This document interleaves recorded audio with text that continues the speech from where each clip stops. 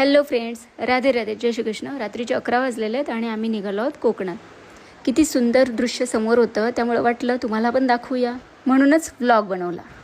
आता तुम्ही म्हणा एवढ्या रात्री का चालली आहे, तर उन्हाळ्याच्या सुट्टीमध्ये बसेस एस टीला खूप गर्दी असल्यामुळे आणि त्यात उन्हाचा प्रचंड त्रास, त्यामुळेच हा सर्व आटापिटा. आणि त्यात मला प्रवासाचा भयंकर त्रास होतो, पण रात्रीचा प्रवास मला खूप आवडतो, म्हणूनच आम्ही ट्रॅव्हल्स बुकिंग केलं. पण ट्रॅव्हल्सला अर्धा तास लेट झाला आहे. आणि इकडे बघा, रात्रीचे 11:30 वाजलेले आहेत आणि या आईस्क्रीमवाल्याकडे गर्दी बघा. काय करणार बिचारे, उन्हाचा त्रासच तेवढा होतोय. चला, ट्रॅव्हल्स पण आलेली आहे. इथूनच आमचा पुणे टू महाड प्रवास सुरू झाला. अरे हो, महत्त्वाचं सांगायचंच राहिलं, माझ्या भाचीचं लग्न आहे, त्यासाठीच आम्ही चाललो आहे. बघता बघता 4 तास झाले आणि आम्ही गावी पोहोचलो. पहाटे 3:30 वाजलेले आहेत आणि आम्ही आता इथून चालत जात आहोत.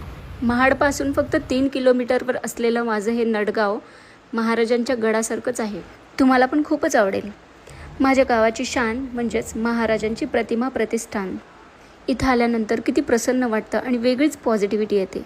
पहाटे 3:30 वाजतासुद्धा इतकं भारी वाटतं. का माहिती आहे का? कारण प्रत्येकाच्या हृदयात आजही महाराज जिवंत आहेत.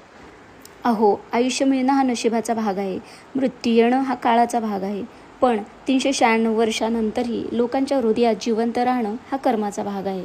उगाच का माझ्या राजाला छत्रपती शिवराय म्हणतात. चला, आता निरोप घेते, कारण प्रवासातून थकल्यामुळे खूप झोप आली आहे. भेटूया नेक्स्ट व्लॉगमध्ये. तोपर्यंत जय शिवराय, राधे राधे, जय श्रीकृष्ण.